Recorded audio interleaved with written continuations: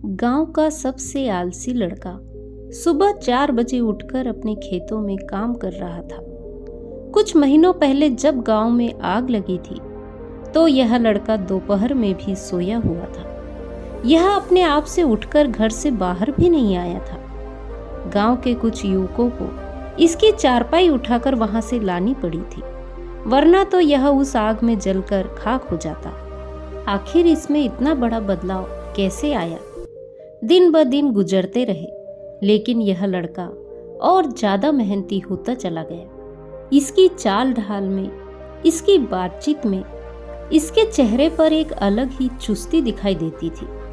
उसके हाव भाव ऐसे हो गए थे जैसे वह कभी थकता ही नहीं है। जहां कुछ महीनों पहले तक उसके खेत बंजर दिखाई देते थे, आज उसके खेतों में सबसे अच्छी फसल लहरा रही थी। एक दिन गांव के अधिकतर लोग इकट्ठे होकर उससे इस रहस्य के बारे में पूछने लगे। तब उस लड़के ने जिस रहस्य से पर्दा उठाया, उसके बाद हर एक की जिंदगी बदल गई। अपने बारे में बताते हुए लड़के ने सभी को बताया कि कुछ समय पहले तक मैं एकदम उद्देश्यहीन था। मुझे जिंदगी में कुछ भी समझ नहीं आता था। शायद मैं इस गांव का सबसे मूर्ख और सबसे आलसी व्यक्ति था। किसी भी काम में मेरा मन नहीं लगता था। मैं बहुत जल्दी थक जाता था, इसीलिए जिंदगी में कुछ भी हासिल नहीं हो रहा था। धीरे धीरे मुझे अपनी जिंदगी एक बोझ लगने लगी थी। मुझे लगा कि मेरा जीने का कोई अर्थ नहीं है। ऐसी जिंदगी से तो मौत बेहतर है। और यही सोचकर एक दिन मैं आत्महत्या करने के लिए एक पहाड़ी पर पहुंच गया। लेकिन जब मैं पहाड़ी की तलहटी में पहुंचा तो मेरे में इतनी ऊर्जा भी नहीं थी कि मैं चढ़कर उस पहाड़ी के शिखर तक पहुंच जाऊं, जहां से कूदकर मुझे आत्महत्या करनी थी। और तब मुझे कुछ महसूस हुआ कि जिंदगी जीने के लिए ऊर्जा चाहिए, और अगर मैं ऊर्जा पाकर मरने की सोच सकता हूँ तो मैं जीने के बारे में क्यों नहीं सोच सकता। तभी वहां से 3 बुजुर्ग सन्यासी गुजरे जो कि उस पहाड़ी के शिखर की तरफ जा रहे थे। मैंने उनकी चाल ढाल देखी। वह एकदम चुस्ती से भरे हुए थे। बिना थकावट के वह शिखर पर चढ़ते जा रहे थे, और मैं उन्हें देखकर पश्चाताप से भर गया कि इतने बुजुर्ग हैं, इतनी उम्र हो चुकी है और मैं जवान हूँ, फिर भी मैं उनका मुकाबला नहीं कर पा रहा हूँ। लानत है मेरी जिंदगी पर। और यह सोचकर मैं वहीं पर बैठकर फूट फूट कर रोने लगा। मैं चीख चीख कर रो रहा था और अपने हाथ उस चट्टान पर बार बार मार रहा था।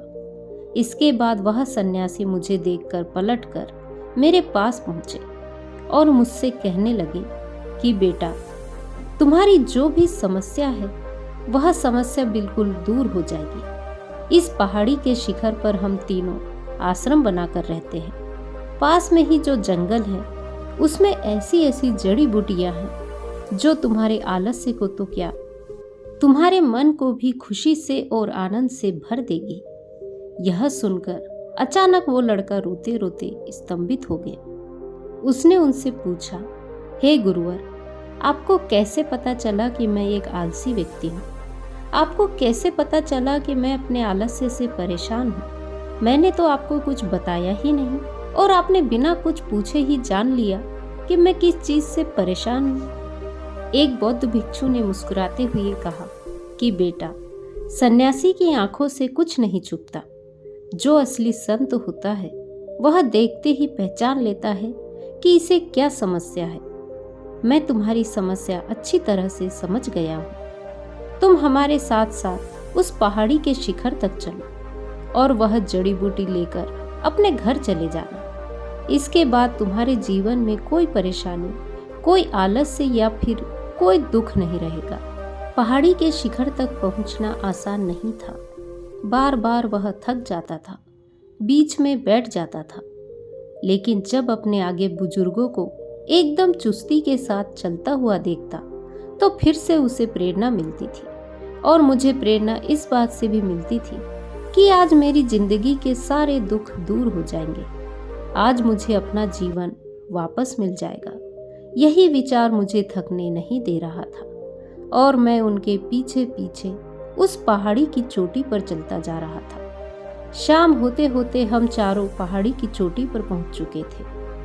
वहां पहुंचते ही मैं बहुत ज्यादा उत्साहित था। मैंने झटपट उनसे कहा कि महाराज, अब मुझे वह जड़ी बूटी जल्दी से दे दीजिए। मैं ज्यादा इंतजार नहीं कर सकता।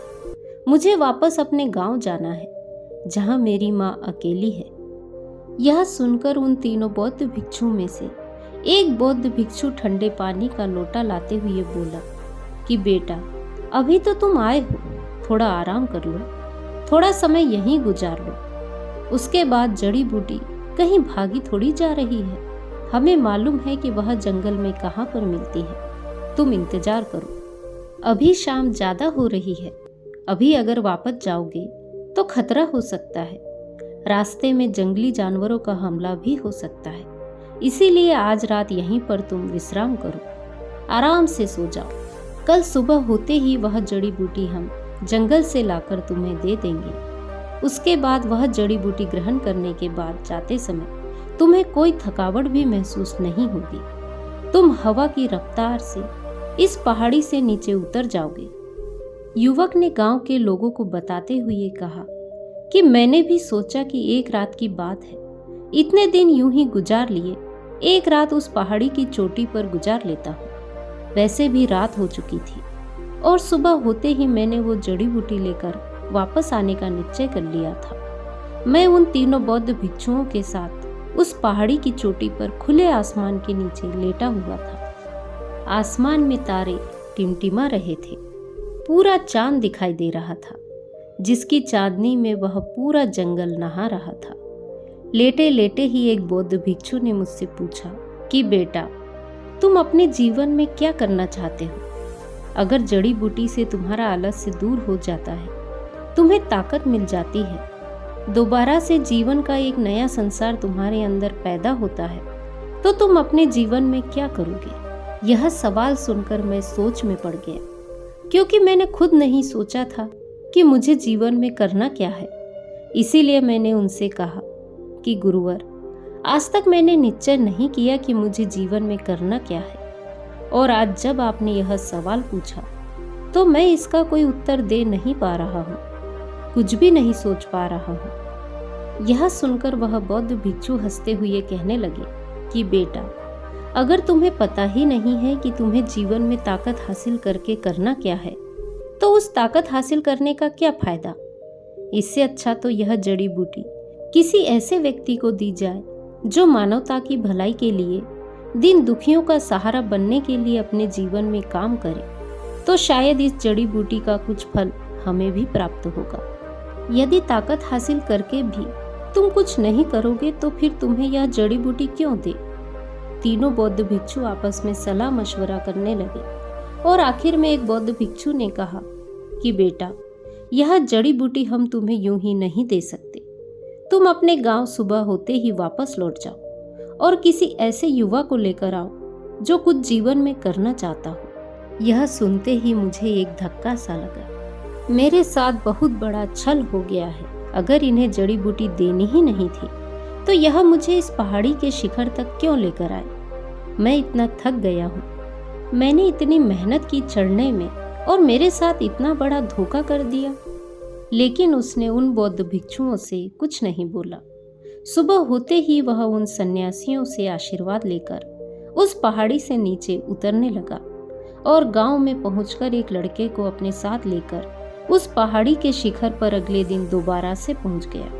और इस बार जिस मित्र को अपने साथ वह लेकर गया था, उसे उसने रास्ते में ही समझा दिया था कि उसे उन बौद्ध भिक्षुओं से क्या कहना है, जिसके बाद वह जड़ी बूटी वापस मिलेगी। शाम होते होते वह पहाड़ी के शिखर पर पहुंच चुके थे। पहाड़ी के शिखर पर पहुंचते ही तीनों सन्यासी उस युवा को देखकर मुस्कुराने लगे।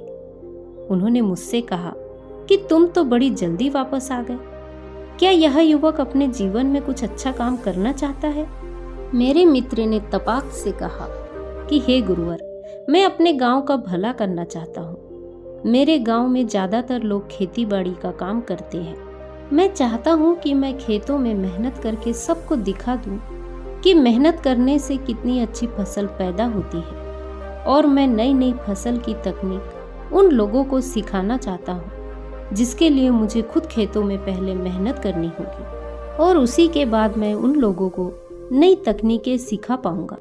और उसके लिए मुझे भरपूर ऊर्जा चाहिए, क्योंकि खेतों में काम करने में बहुत मेहनत लगती है, और वह मेहनत करने के लिए मुझे ऊर्जा चाहिए, मुझे ताकत चाहिए, जिसके लिए मुझे आपकी जड़ी बूटी की जरूरत है।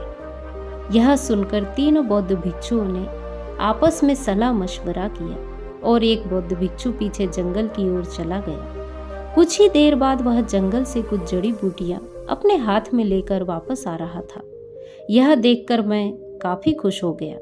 मुझे लगा कि अब तो जड़ी बूटियां मुझे हासिल हो गई, अब तो मेरा जीवन बिल्कुल बदल जाएगा, और मैं खुशी से फूला नहीं समा रहा था। बौद्ध भिक्षु ने मेरे पास आकर वह जड़ी बूटियां मुझे देते हुए कहा कि बेटा, यह जड़ी बूटियां कुछ शर्तों के साथ ही काम करती है। अगर उन शर्तों का पालन तुमने नहीं किया तो यह जड़ी बूटियां तुम्हें फायदा पहुंचाने की बजाय नुकसान पहुंचा सकती है, तुम्हारे जीवन को बर्बाद कर सकती है। जितने दुर्बल और कमजोर तुम इस वक्त हो, इससे भी ज्यादा दुर्बल तुम हो जाओगे।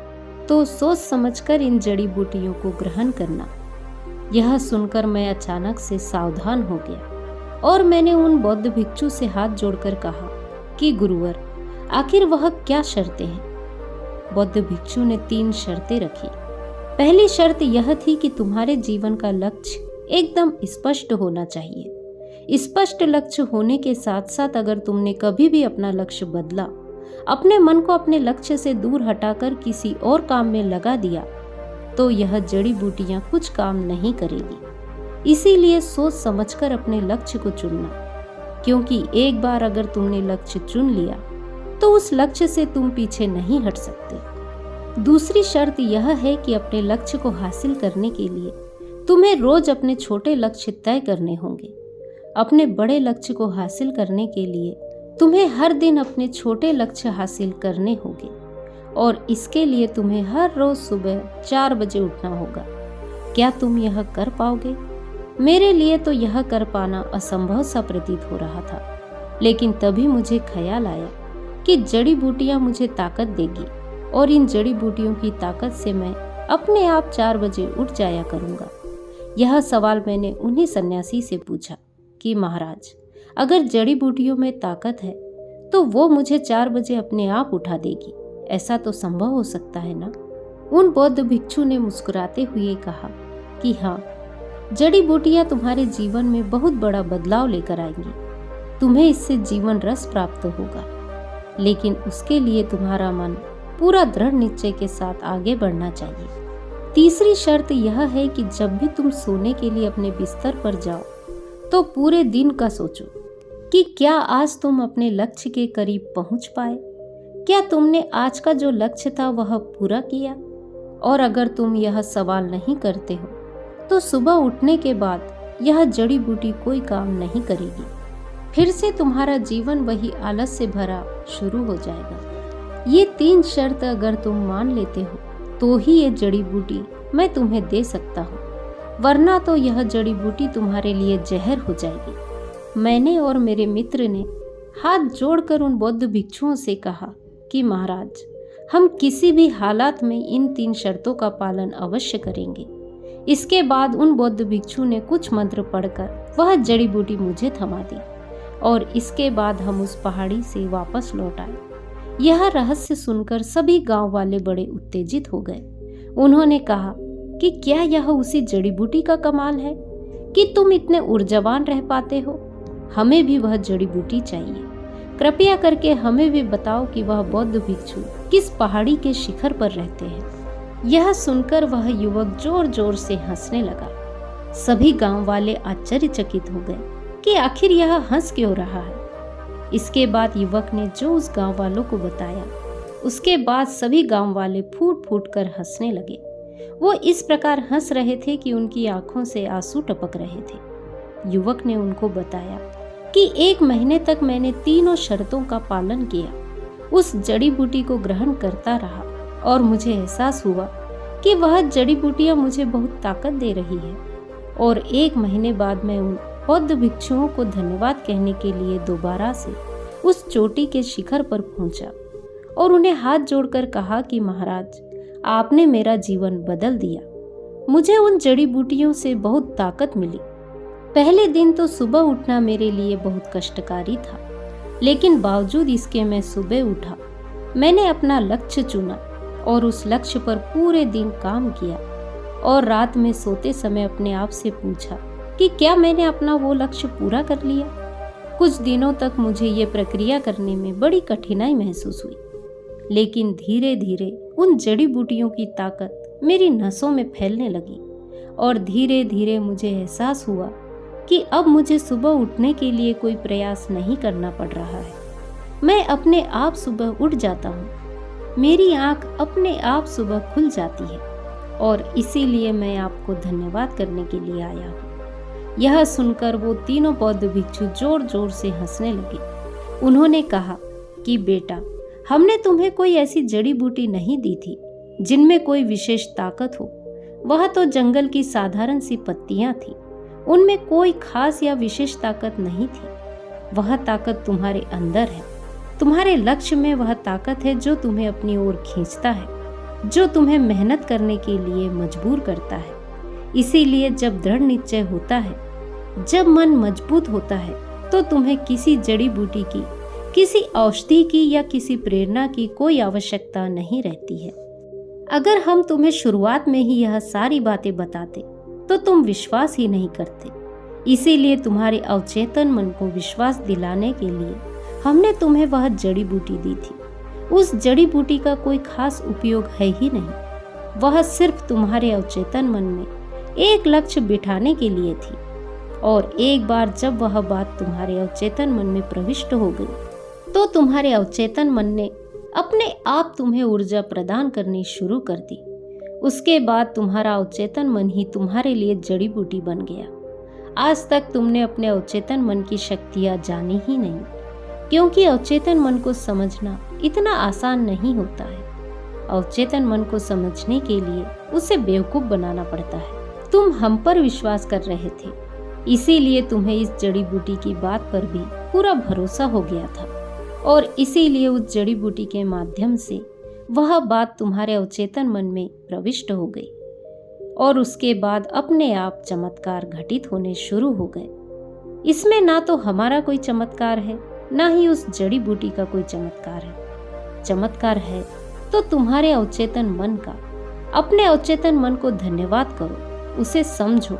उसके बाद जीवन में बड़े से बड़ा लक्ष्य हासिल करना तुम्हारे लिए चुटकियों का खेल हो जाएगा। यह सुनकर सभी गांव वाले जोर जोर से ठहाके लगाकर हंसने लगे।